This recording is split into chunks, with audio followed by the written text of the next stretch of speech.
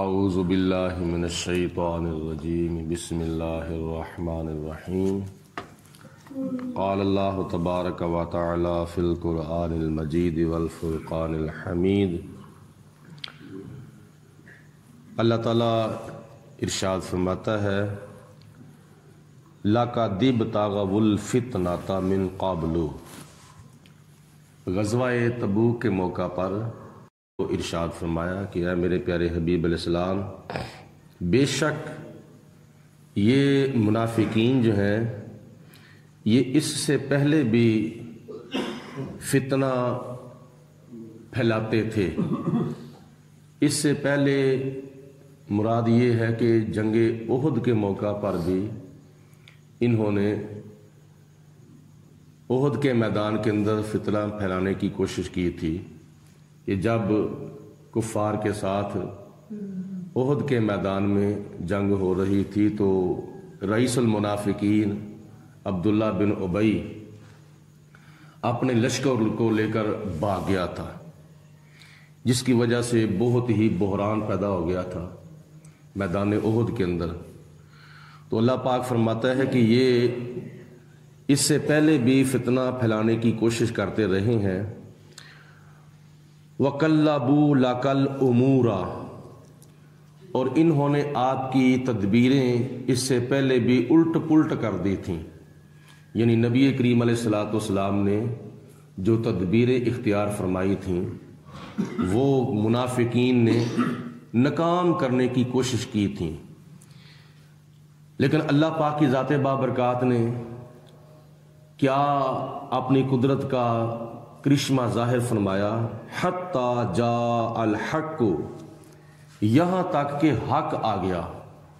منافقین اپنی منافقت کرتے رہے اور اللہ پاک نے حق بھیج دیا، یعنی اللہ تعالیٰ نے اپنی طرف سے مدد بھیج دی۔ وَظَاهَرَ أَمْرُ اللَّهِ، اور اللہ تعالیٰ کی ذات بابرکات کا دین جو تھا وہ اس کا بول بالا ہو گیا، اس کا غلبہ ہو گیا، کفار کو شکست مل گئی اور نبی پاک علیہ السلام اور صحابہ کرام کو اللہ تعالیٰ نے کامیابی سے سرفراز فرما دیا۔ وَهُمْ كَارِهُونَ، اور یہ جو منافقین ہیں یہ نہیں چاہتے، ان کو بہت ناگوار گزرتا ہے، یعنی حق کا بول بالا ہو باطل کا منہ کالا ہو تو یہ منافقین کو نہیں بات ہضم ہوتی۔ منافقین اوپر سے گلمہ پڑتے ہیں لیکن اندر سے اسلام کے دشمن ہوتے ہیں۔ اللہ پاک نے ارشاد فرمایا کہ اے میرے حبیب علیہ السلام، یہ میدان تبوک میں ہی نہیں بلکہ اس سے پہلے بھی منافقین جو ہیں وہ اپنی منافقت کرتے رہے ہیں اور یہ اسلام کے خلاف خفیہ طور پر تدبیریں اختیار کرتے رہے ہیں۔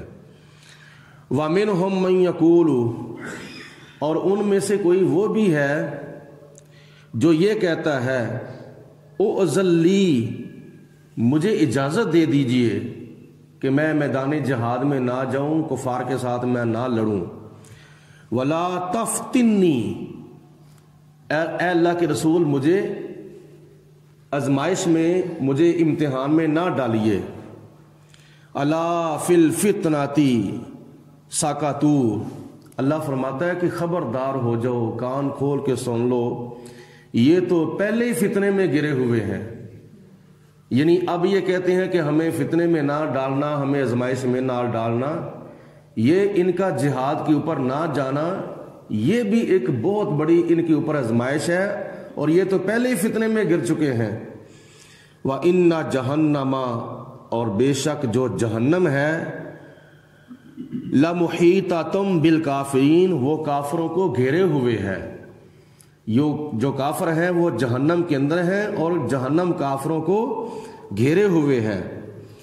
آگے ایک اور منافقوں کی علامت اللہ تعالیٰ نے بیان فرمائی ہے، ان تصبک حسنۃ، اے میرے حبیب علیہ السلام اگر آپ کو کوئی بلائی پہنچتی ہے، بلائی سے مراد میدان جہاد میں اگر آپ کو کامیابی ملتی ہے، آسمانی مدد آتی ہے، یا کامیابی ملنے کے بعد جو آپ کو مال غنیمت ملتا ہے، یہ اللہ تعالیٰ کی طرف سے انعام ہے۔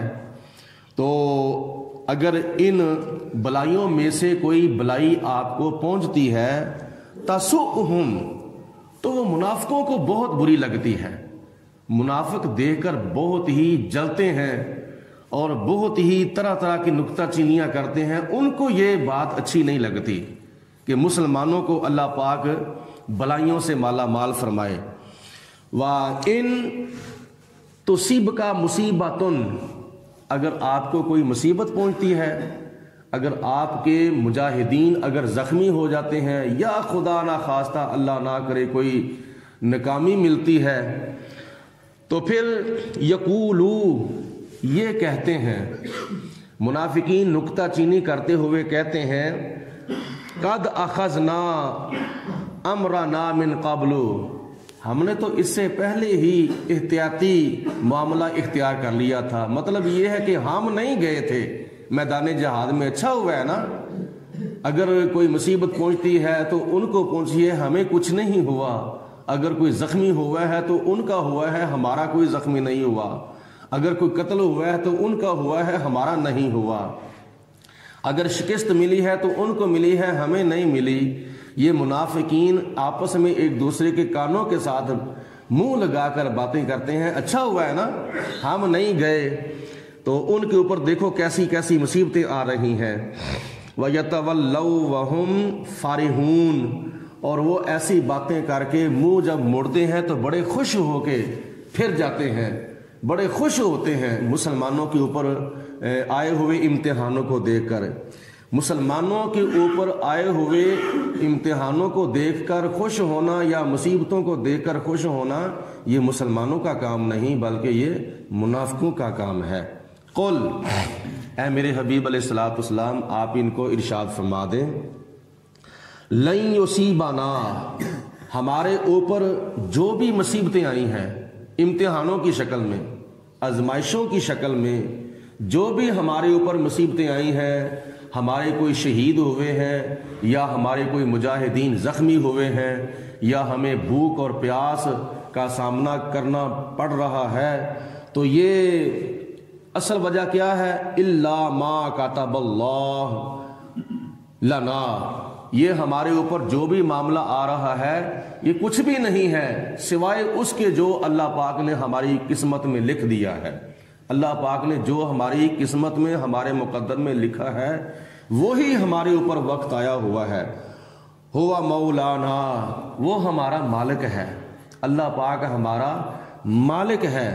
وعلی اللہ فلیتوکل المؤمنون، اور اللہ پاک کی ذات بابرکات پر ہی مسلمانوں کو اور مومنوں کو بھروسہ کرنا چاہیے۔ ہمارا تو خدا کی ذات پر بھروسہ ہے، ہمارا تو خدا کی ذات پر توکل ہے۔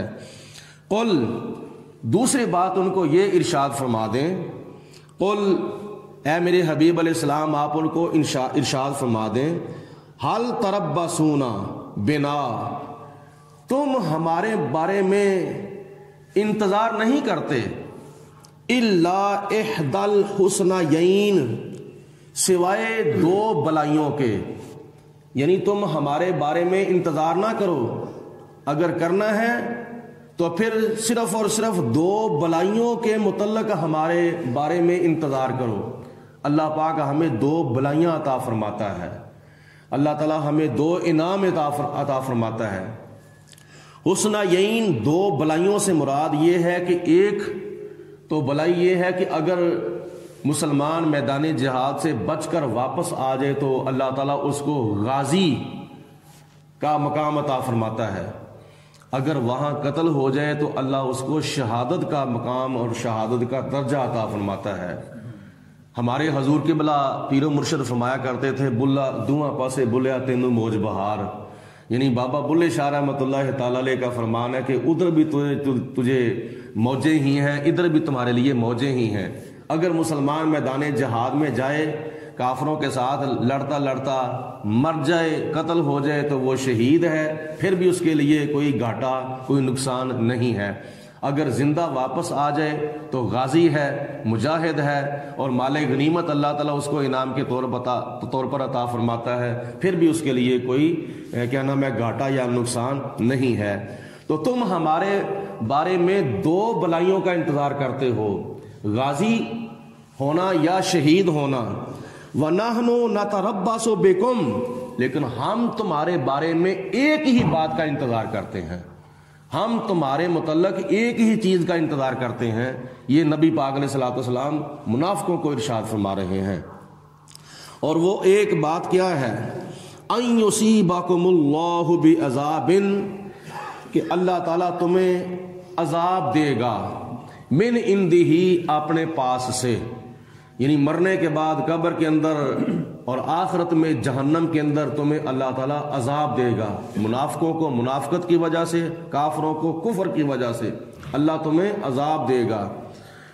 او بِأَيْدِينَا، یا اللہ تعالیٰ تمہیں ہمارے ہاتھوں سے عذاب دے گا، یا اللہ تعالیٰ تمہیں آخرت میں خود عذاب دے گا، یا دنیا کے اندر اللہ تعالیٰ تمہیں ہمارے ہاتھوں سے عذاب دے گا۔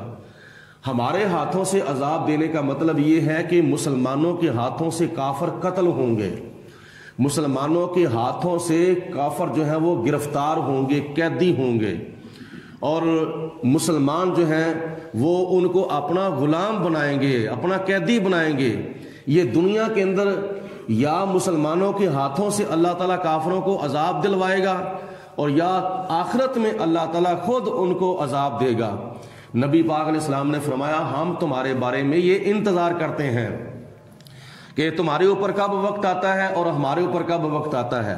فَتَرَبَّصُوا، تو تم انتظار کرو، اِنَّا مَعَكُمْ، بے شک ہم بھی تمہارے ساتھ متربصون، انتظار کرتے ہیں۔ مطلب یہ ہے کہ تم ہمارے انجام کا انتظار کرو، ہم تمہارے انجام کا انتظار کرتے ہیں۔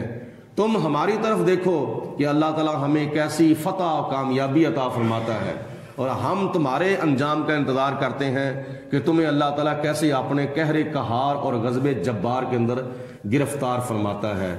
تو خدا کی ذات بابرکات نے ان آیات بینات میں میدان تبوک کے اندر جو منافقوں نے منافقت کی تھی نبی پاک علیہ الصلوۃ والسلام کے ساتھ، ان باتوں کا انکشاف کیا ہے، اور ہمارے متعلق خدا کی ذات بابرکات نے ہمیں فرمایا ہے کہ تم سبق حاصل کرو اور تم نصیحت حاصل کرو۔ بندے کا ظاہر اور باطن ایک جیسا ہونا چاہیے، اوپر کچھ ہو اندر کچھ ہو تو یہ کیا نام ہے چیز مناسب نہیں، مسلمان کے شایان شان نہیں ہے۔ کافر تو ایک کھلم کھلا چٹا ننگا کافر ہے، اور مسلمان جو ہے وہ بھی کھلم کھلا مسلمان ہے، لیکن ان دونوں کے درمیان ایک ایسی جنس ہے جو اوپر سے کچھ ہے اور اندر سے کچھ ہے، اور وہ بڑا خطرناک ہوتا ہے۔ قرآن پاک کی سورت بقرہ کے کیا نام ہے دوسرے رکوع کے اندر خدا کی ذات بابرکات نے 13 آیتیں منافقوں کی مذمت میں نازل کی ہیں تاکہ ان کی کرتوتوں کا زیادہ سے زیادہ انکشاف ہو۔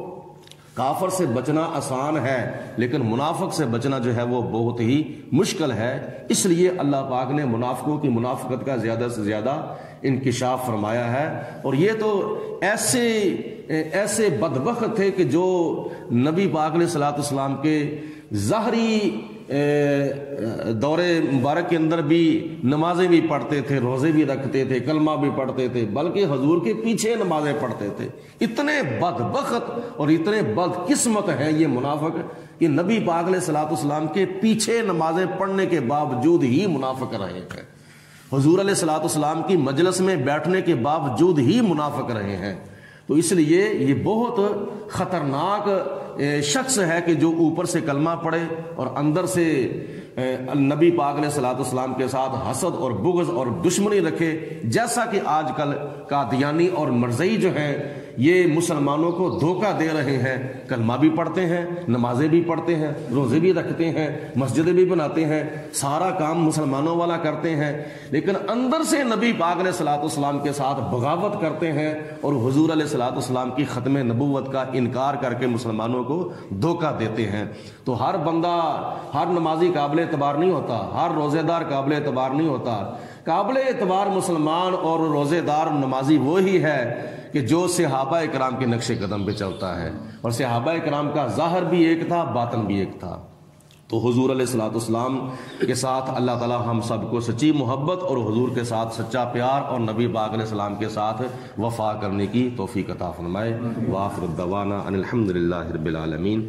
الصلاۃ والسلام علیک یا سیدی یا رسول اللہ وعلی آلک و اصحابک یا سیدی.